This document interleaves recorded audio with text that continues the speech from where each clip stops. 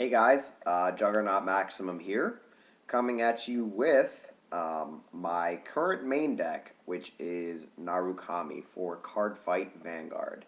I'm going to show you guys exactly what I run. I'm going to explain why I run, why I run a certain amount of these cards and all that. So yeah, I'm really just going to get right into it. Not really going to explain all that much, but yeah, here we go. Okay, so the starting Vanguard, I play the Lizard Soldier Saishin. Now he's the one where obviously most of the guys they go back to the rear guard when you ride it. This guy is the one where you counterblast one and put him into the soul, and you can retire a grade 0 rear guard. So it's good against cards like Barkle and other stuff like that that you're going to see early on in the game.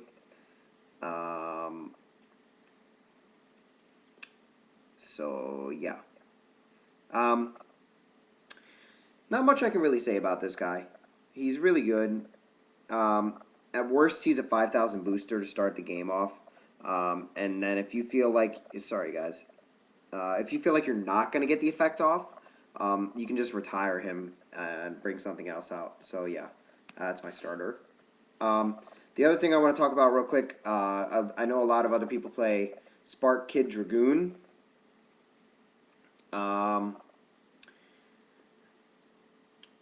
Yeah. I just don't like the fact that, first of all, he's only a 4,000 booster. And second of all, you're not always going to hit a grade 3. Especially because you really only play 7 to 8 grade 3s. So, yeah. So, that's the main reason why I play him. It's 5,000 booster at worst. And then his counterblast ability really is actually pretty decent. So yeah. Next, you got your other grade 0s, which are your triggers. I run 8 criticals, 4 draws. I'll keep that in line. There we go. And 4 heals. I think that's fairly standard trigger lineup. Onto your grade 1s. First, you have 4 Red River Dragoon. He's the standard 8K booster.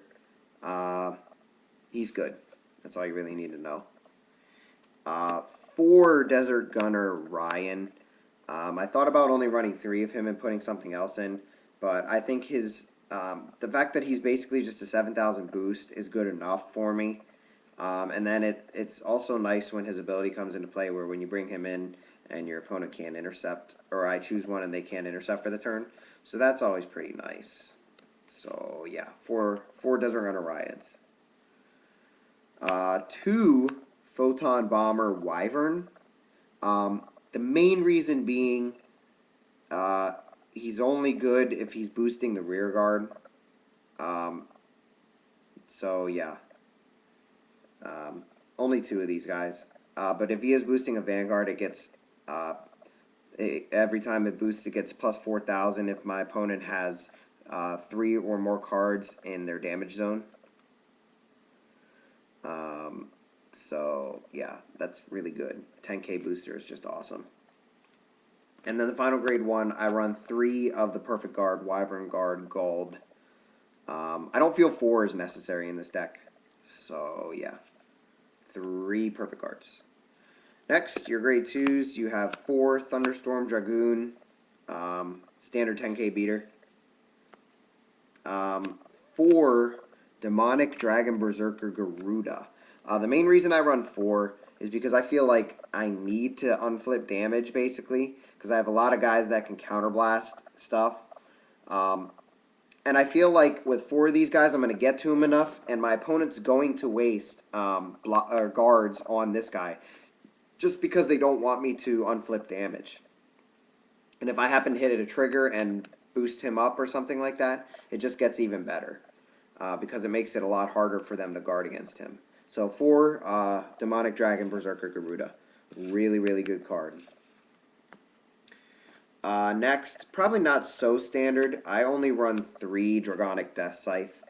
I forget what they compare him to, Kagero, but it's basically when you call him to Vanguard or Rear Guard, you can counterblast 2 and retire a grade 2 or less Rear Guard.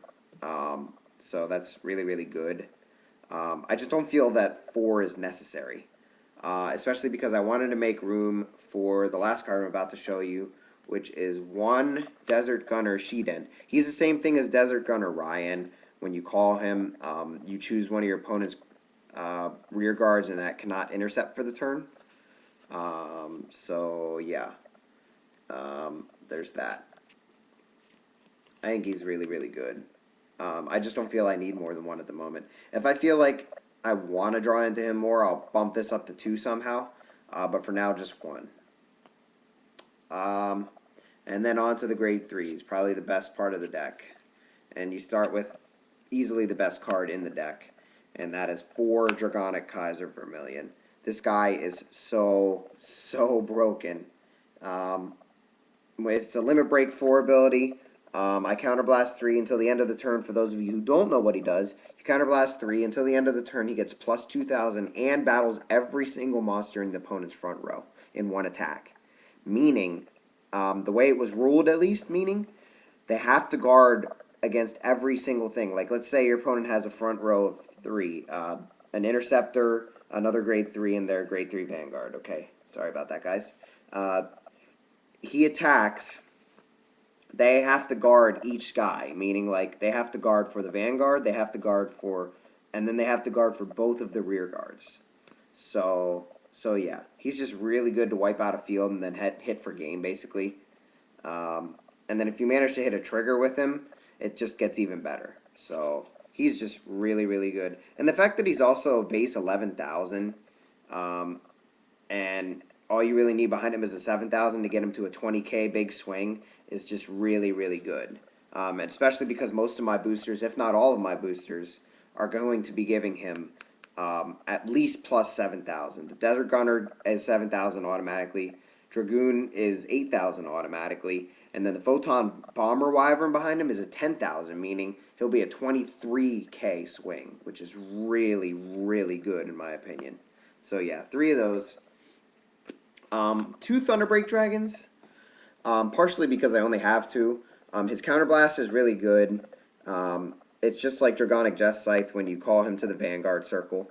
Now, unfortunately, his is only when you call him to the Vanguard circle, but you're going to want him in the Vanguard anyway, most of the time, which is why I only run 2, and I feel like I only need 2. So yeah. And then his limit break ability is when this unit attacks the Vanguard, it gets plus 5,000 till the end of that battle. So it's automatically 15. So normally it's going to be at least a 20, at least a 2,000 if I only have a 5K booster behind him, which I normally shouldn't have. But if I have a Dragoon behind him, it's going to be a 23 swing. Ryan behind him, it's a 22 swing, and it's a 25 swing with Photon Bomber Wyvern behind him. So yeah, he's really, really good. Yeah, all the grade 3s in here are really, really good. And then the final one is 2 Djinn of the Lightning Flash. Now, for those of you who don't know, when he's in the Vanguard or rear guard, he can only attack the Vanguard. When he's in the Vanguard circle, he gets plus 4,000 when he attacks. So it's automatically a 14,000 swing. And when he's in the rear guard here, he gets a plus 2,000. So it's at least a 12,000 swing in the rear guard circle. He's nice to have in case I don't draw into Thunderbreak or Vermilion, because like I said, it automatically becomes a 14K swing. And when it's boosted by a Dragoon, it's an automatic 22K swing. So it's a lot of power coming at your opponent. So yeah, that is my Narukami deck profile, guys. I truly, truly hope you guys enjoyed. Make sure you guys like, comment, and subscribe for more videos, more Vanguard videos on this channel. I'm going to try and get some matches up, and also try and get like some guest deck profiles maybe, all that good stuff when I start going to locals, which should be soon here. I haven't been to a locals yet, however, I will start going soon. So yeah, there's really just that. As always, guys, thanks for watching. Make sure you like, comment, and subscribe. Definitely subscribe to my new channel. And yeah, peace out, YouTube.